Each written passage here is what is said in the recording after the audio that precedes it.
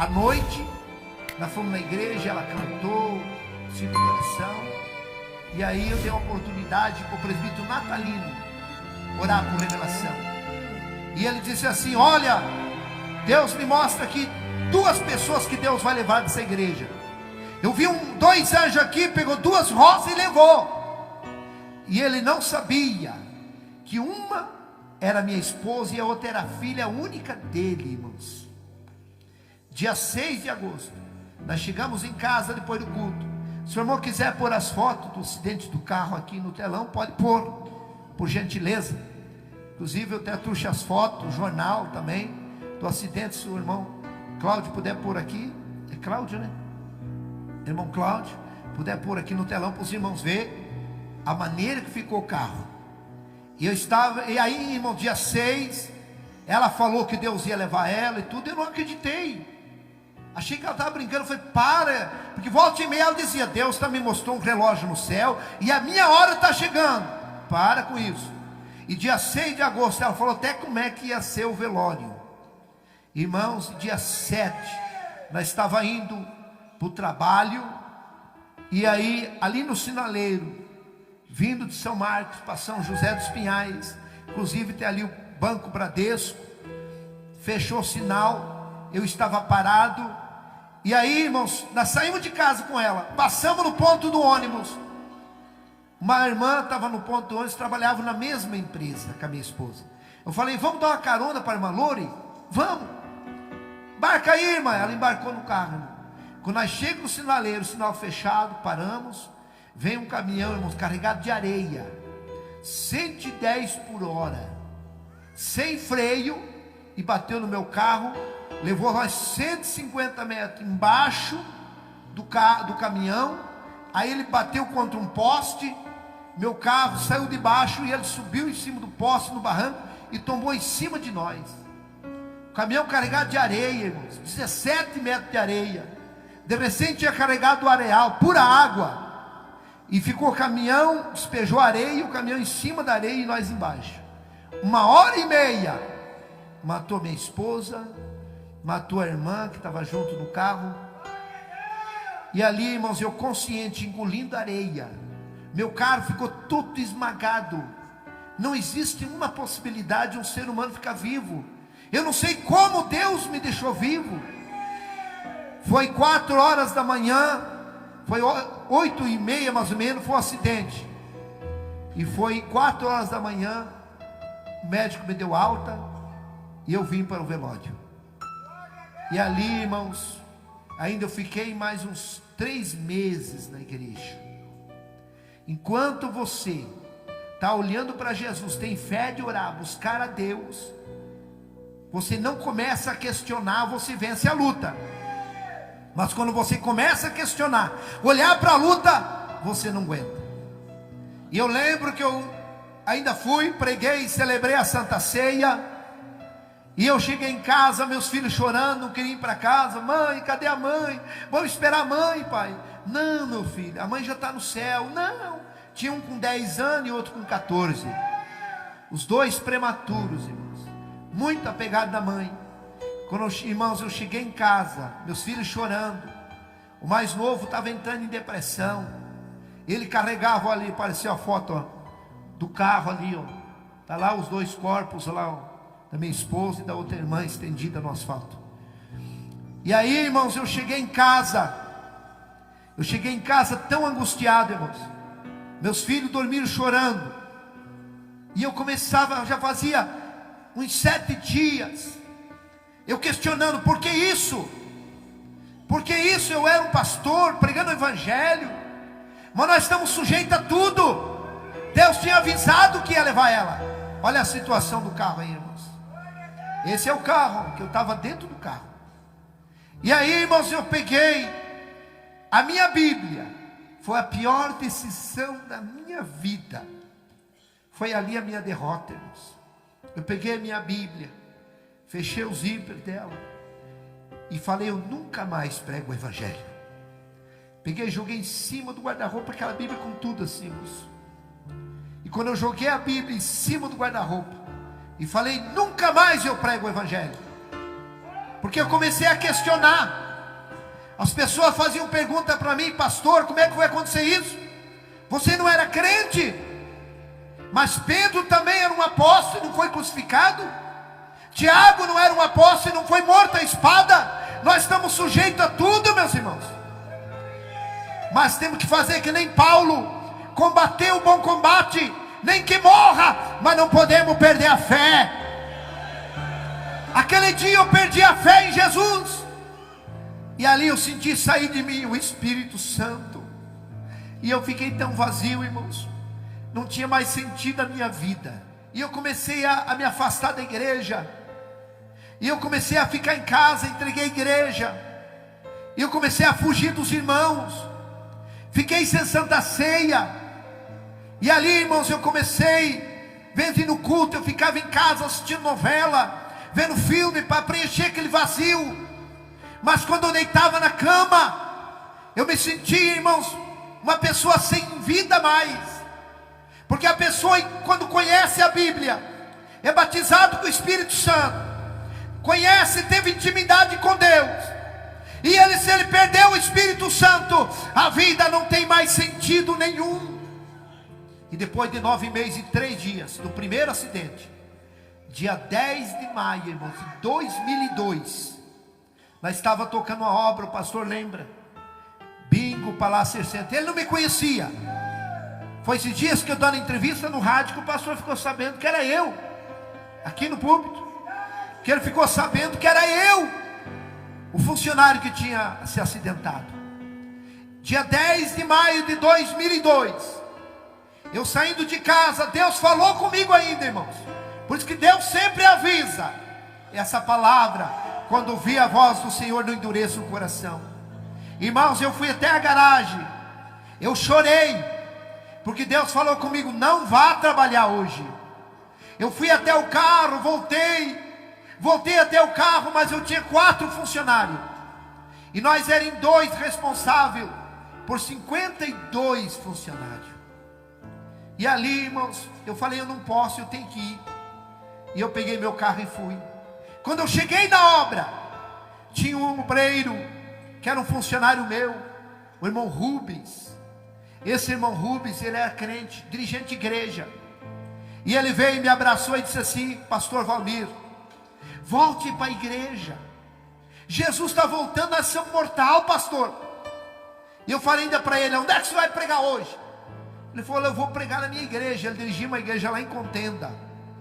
Eu falei: então hoje eu vou lá na tua igreja hoje, pegar o carro, os piá, e vou lá, e vou reconciliar. Ele disse: então vai lá hoje. Mas para ele parar de falar, eu não ia, eu só falei aquilo só para ele parar de falar que Jesus ia vir.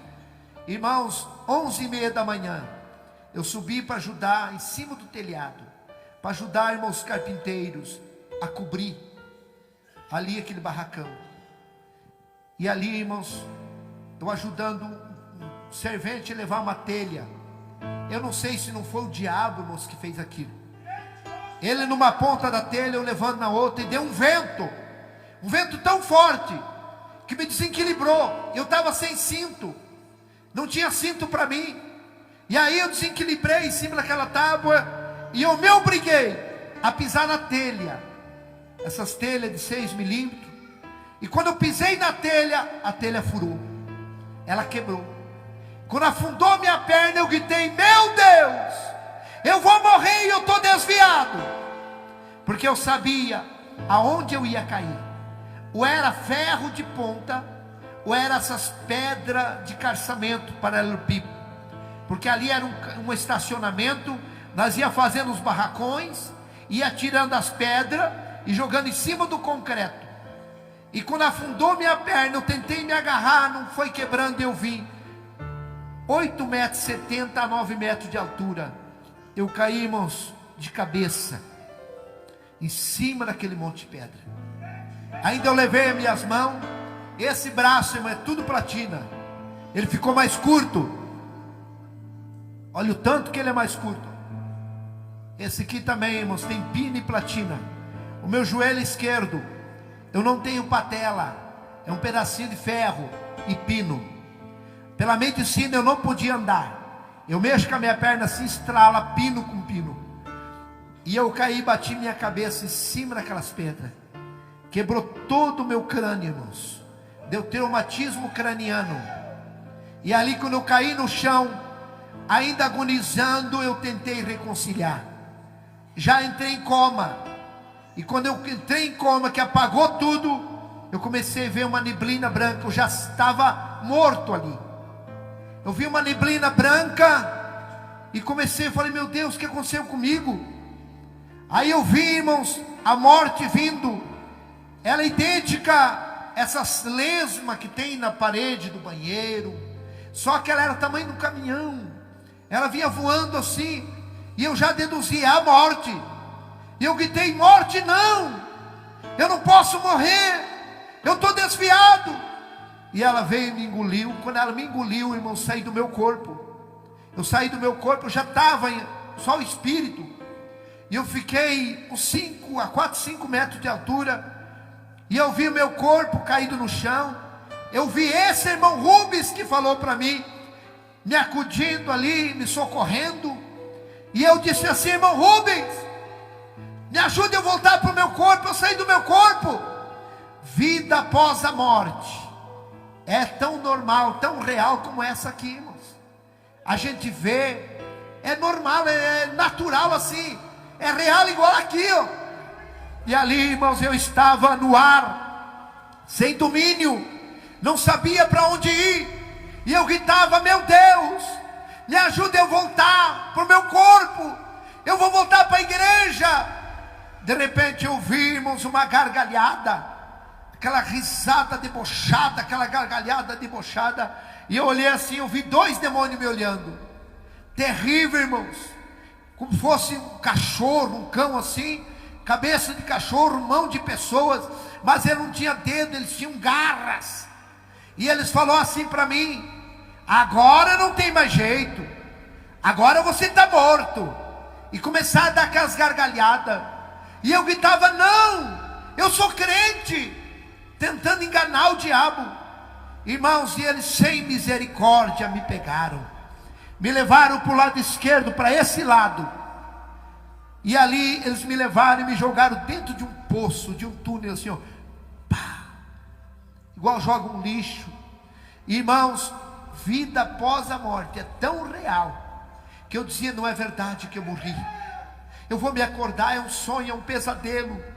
E quando eu acordar desse pesadelo, eu vou voltar para a igreja. Mas eu abria meu olho e eu via, irmãos, a boca daquele poço, daquele túnel, ficando para cima e eu caindo. E eu gritava, pai, solte uma corda. Eu gritava para meus filhos, solte uma corda, meus filhos. O pai caiu num buraco.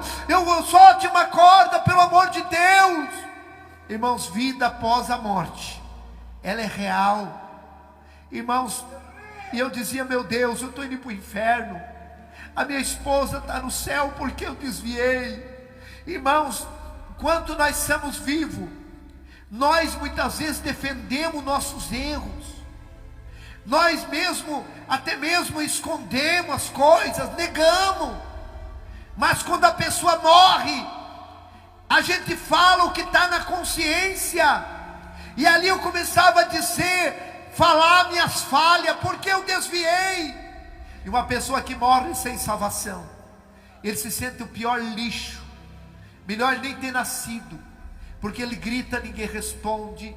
Quantas pessoas que estão lá no abismo, e eles estão gritando, talvez até para o meu nome, para o teu nome, e nós não estamos nem aí. Irmãos, não tem como socorrer uma pessoa que está lá no abismo. E eu caindo, de repente sumiu, foi ficando escuro. E eu fui entrando numa escuridão terrível. E eu gritando. Mas não era um poço pequeno, irmãos. Era maior que essa igreja. Era enorme. E muitas pessoas caíam também gritando comigo. E eu comecei a ouvir gritos aterrorizantes que vinha lá de baixo, de milhares de pessoas. Não era grito de ai. Eu já ajudei a cuidar pessoas, irmãos, em fase terminal de câncer. E irmãos, só o gemido das pessoas. Você não consegue comer, Você não consegue ter paz. Quem já ajudou a cuidar pessoas assim? Você sabe o que eu estou falando. Aquele ai, não tem como você nem comer. Mas lá no inferno não é esse grito. É grito de ânsia aterrorizante. E não é de uma pessoa, é milhares gritando água, socorro. Gritos, irmãos, que se as pessoas que estão paradas, que não estão mais servindo a Deus, pessoas que ainda não aceitaram, se escutasse os gritos das pessoas que estão lá vivas no inferno, com certeza todos eles reconciliavam. E eu fui chegando aonde eles estavam, e eu comecei a sentir um calor terrível. Se você queimar um dedo, você protege o dedo, mas se você entrar em corpo inteiro no fogo, não tem aonde se proteger.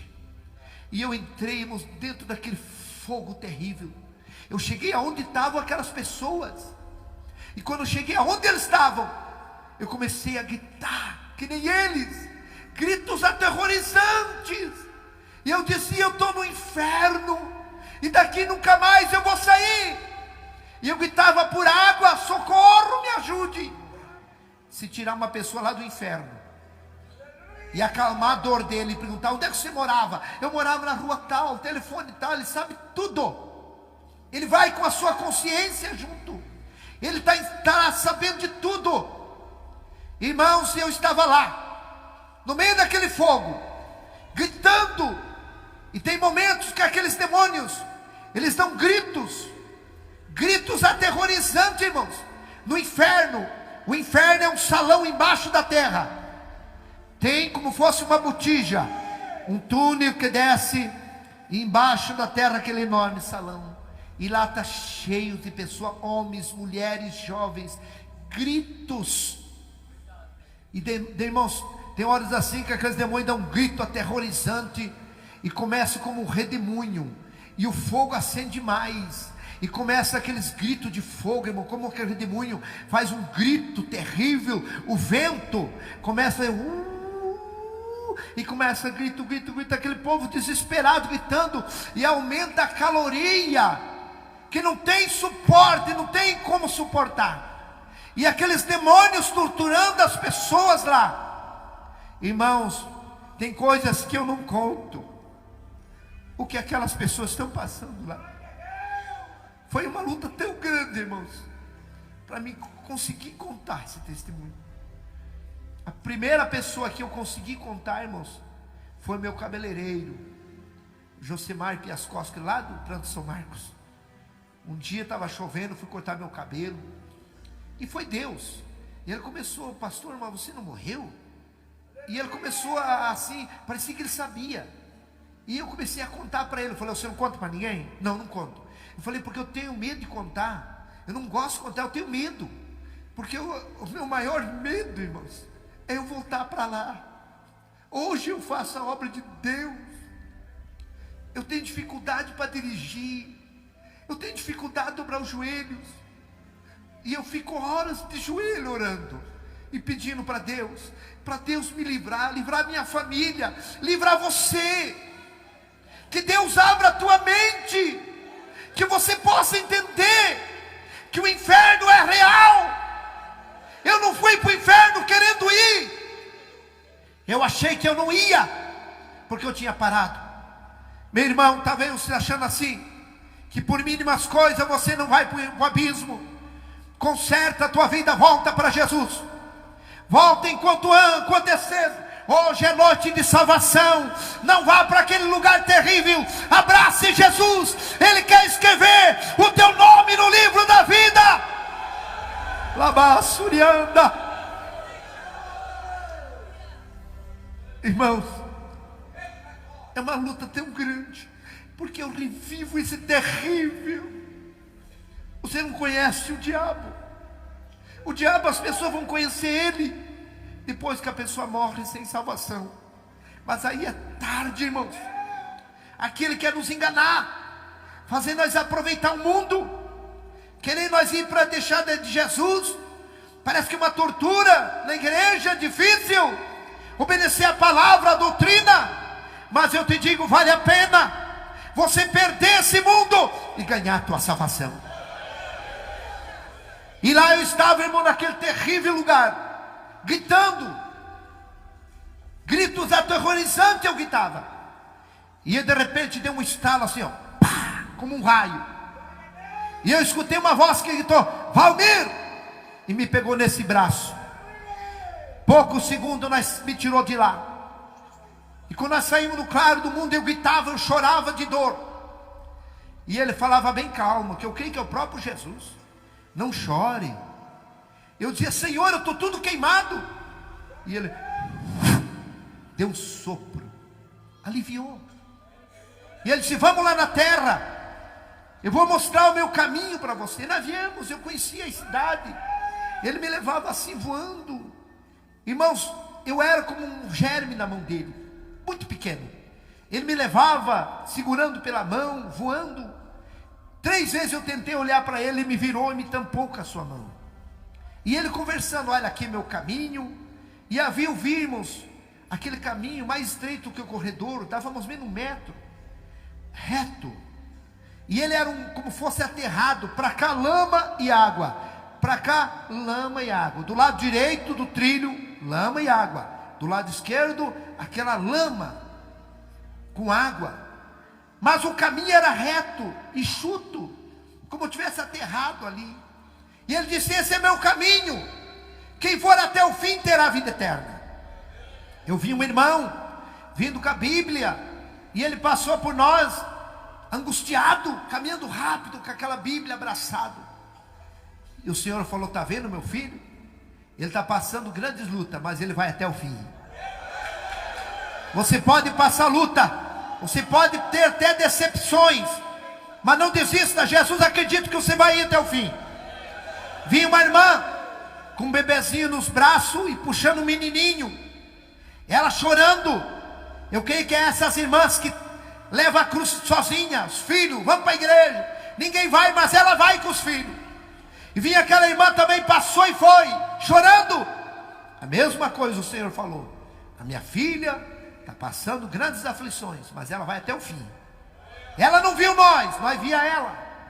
E ali vinha 2 jovens, um vinha falando mal, irmãos, do caminho de Jesus.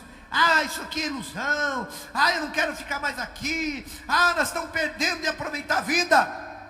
E tinha um que escutava, irmãos, caminhando assim de costa, escutando, bem assim ele caminhava, escutando, e o outro falando. E esse que estava escutando, falou assim, eu vou sair do caminho, eu não vou ficar mais aqui. E ele decidiu, saiu naquela lama andando, e começou a ficar como fosse embriagado, como fosse um epilético, assim, uma epilepsia. E ele caiu. Quando ele caiu, ele ficou dormindo. Aí o outro começou a gritar, fulano, o que você está fazendo aí? Sai daí. Aí ele olhou para cá, olhou para lá, eu também vou lá com ele. E a mesma coisa, também caiu dormindo naquele barro. Aí o Senhor Jesus disse, olhe, são as pessoas que saíram do meu caminho. Um mar de gente deitada naquela lama, pessoas dormindo. Eu vi um pastor com a Bíblia grande, deitado de terno azul marinho, dá para ver assim, deitado na lama, ele dormindo. Eu falei, olha ali, esse aqui é um pastor. Jesus falou, sim, esse aqui é um pastor. Mas falei, ele está dormindo aqui na lama. Aí Jesus falou, irado, esse aqui, para ele nada mais é pecado. A consciência dele cauterizou. Está ele e seus seguidores aqui na lama dormindo. Sem santidade ninguém verá Tem muitos pastores que abrem as portas, nada mais é pecado, tudo pode, para segurar o povo na igreja. Cuidado, meu irmão, tem muitos pastores dormindo na lama. Não vai para a lama não, fica com Jesus. Fica com Jesus. Do lado direito estavam todos eles dormindo, e eu entendi uma coisa. E do lado esquerdo estavam eles conscientes, acordados, mas na lama. Existem 2 tipos de pessoas na igreja, irmão: fracassado, desviado. Tem um que sai da igreja e fica bom para ele, e tem outro que ele quer voltar e não consegue. Do lado esquerdo tinha um moço, assim de 4 pés, como diz, com as mãos pichadas para frente, naquela lama. E ele gritava: eu quero voltar, 50 centímetros, para voltarmos do caminho. E ele dizia: eu quero voltar, mas não tinha força, as mãos travadas. Aí Jesus falou: esse aqui quer voltar, mas ele não quer se desprender. Quantas pessoas querem voltar para os caminhos, mas não quer se desprender do mundo? Quer voltar, grita, tem vontade, mas não quer se desprender. Se desprenda, meu irmão, aleluia. Ele fazia força com as pernas, mas as mãos segurava. Que nada segure você de voltar para Jesus hoje, decidido. Tinha mais à frente um casal. Posso contar, irmão? Tem parte que é pesado. Posso contar? Quem concorda? Tem coisas, irmãos, que eu não posso nem contar, mas eu vou contar aqui. Tinha um casal na frente assim, irmãos, um rapaz e uma moça. Estavam seminus, só de roupa íntimas, como tivesse aquele namoro escandaloso. E eles pura ferida. Irmãos, Deus vê as pessoas tão de perto. Eu estava 2 metros longe deles, nós olhando eles assim, ó. Eu fiquei com vergonha do que eles estavam fazendo. E ali ela abraçou ele bem forte, beijando ele, e começou a cravar os dedos nas costas dele numa ferida. E ele empurrou ela assim, e ela tirou um pedaço de carne dele.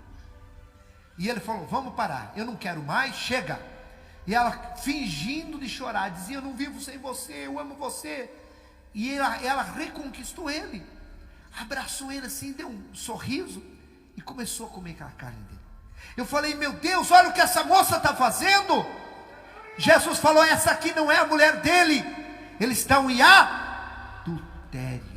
Chama, irmãos, aquelas feridas é a chaga do adultério. Quem entendeu, diga amém.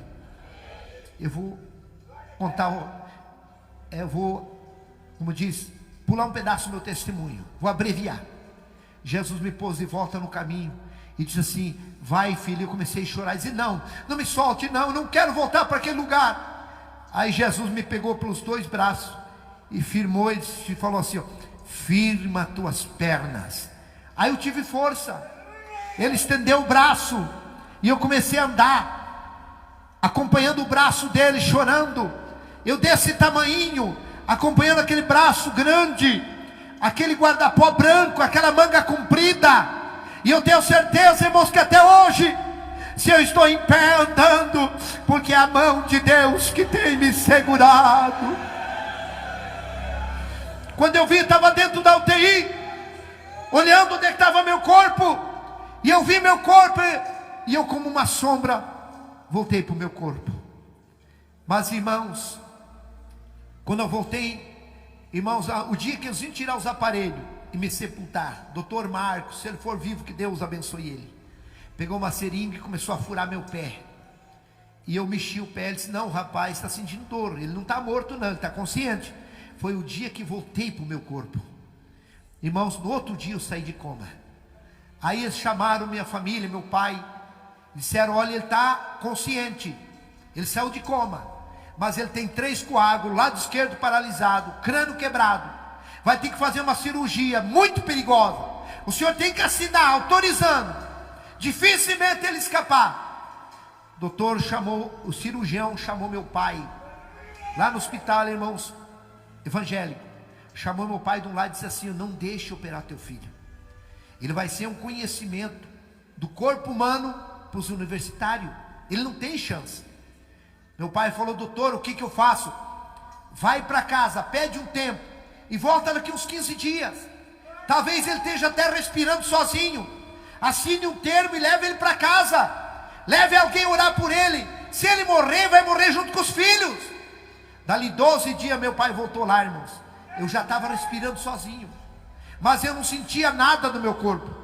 Eu não sentia a minha língua, eu não sentia o lado esquerdo. Parecia que eu tinha me cerrado, eu não sentia nada.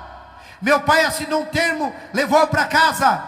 No 5º dia, irmãos, que eu estava em casa, morrendo novamente, eles batiam no liquidificador, ali o alimento, abria minha boca, um cabo de colher, engole, pai, engole. Eu não conseguia, não sentia comida na minha boca. E eu estava, irmãos, eu chorava de fome e sede. Eu começava a gritar. Eles iam lá, irmãos, diziam: pai, o senhor está com fome? Fique quieto. Eu continuava gritando. Pai, o senhor quer ir no banheiro? Fique quieto, pare de gritar. Eu continuava gritando. O senhor está com dor? Continue gritando. Eu continuava. Eles me davam 80, 70 gotas de pirona e eu desmaiava. No quinto dia, irmãos, eu estava morrendo, entrando dentro de um freezer gelado. Já estava até aqui. E eu gritei muito fraco. Meus filhos não escutaram. E de repente eu vi os passos de uma pessoa que entrou no meu quarto. Entrou aquela luz forte. Foi o próprio Jesus que veio de novo me dar vida. E quando ele veio a par da minha cama, eu entendia: Jesus que está aqui. E eu falei: Senhor, se o Senhor me der vida, eu vou levar a tua palavra onde o Senhor me mandar. E ele me deu um sopro. E eu comecei a sentir a minha língua, a sentir meu corpo.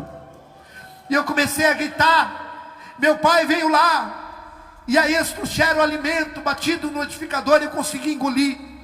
Irmãos, dali 17 dias, eu comecei a andar sem muleta, para a glória de Deus. Estou aqui vivo, falando que Jesus vivo. Jesus está vivo, igreja. Ele cura. Não existe nada difícil para Deus. Que Deus te abençoe. Hoje Deus restaurou minha vida. Deus me deu uma outra esposa abençoada, está aqui. Depois de 3 anos de viúvo, me casei. Deus me deu um Misael.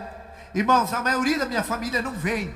Pai, o senhor vai contar o testemunho? Vou. Então não vou, pai. Então fica em casa. Eu não gosto de ouvir, pai, porque eles sabem, eles me acompanharam. Aleluia. Daí minha esposa veio para me ajudar. É tão difícil. Meu irmão, em nome de Jesus Cristo, você que está parado, volte. Talvez, irmãos, eu saí para trabalhar 11h30 da manhã, eu estava morto. Talvez seja o último culto teu. Talvez seja o último testemunho que Deus não deixou você morrer, para você ouvir e saber que o inferno existe, e que Jesus quer te salvar, que Jesus quer te perdoar. Talvez o diabo tenha falado que você não tem perdão. É o diabo que fala na mente, porque na nossa mente é um campo de guerra. Aqui dentro ele trabalha, ele luta, mas também Deus trabalha e Deus luta. O diabo luta com a incredulidade, e Deus luta para nós crer, porque tudo é possível aquele que nele crê. Eu quero orar para Jesus curar. Aqui tem uma pessoa que tem um câncer no estômago, e Jesus vai te curar hoje. Aqui tem uma pessoa que tem um tumor no rim, e eu vou orar e Jesus vai te curar. Aqui tem a irmã, inclusive a irmã Lúcia, lá do Venzópolis, está aqui, ó. Ela está aí. Fica em pé aí, irmã Lúcia. Cadê a irmã Lúcia? Está lá, ó. Ela é testemunha. Esse dia foi uma mulher, quinta-feira à tarde, com 16 nódulos no seio. E Jesus curou ela, chegou em casa, ela não tinha mais nenhum, para a glória de Deus. E esse mesmo Jesus curou aquela irmã católica. Ele vai te curar hoje. Ele vai alcançar o teu filho. Eu quero fazer uma oração para Deus libertar o teu filho. Eu quero fazer uma oração para Deus restaurar teu casamento. Deus tirou os traumas. Eu tinha trauma, medo de dirigir. Eu tinha medo de casar e perder. Eu tinha medo de ter filho e ficar órfão. Deus tirou todos os traumas. Deus restaurou a minha vida. Fique em pé.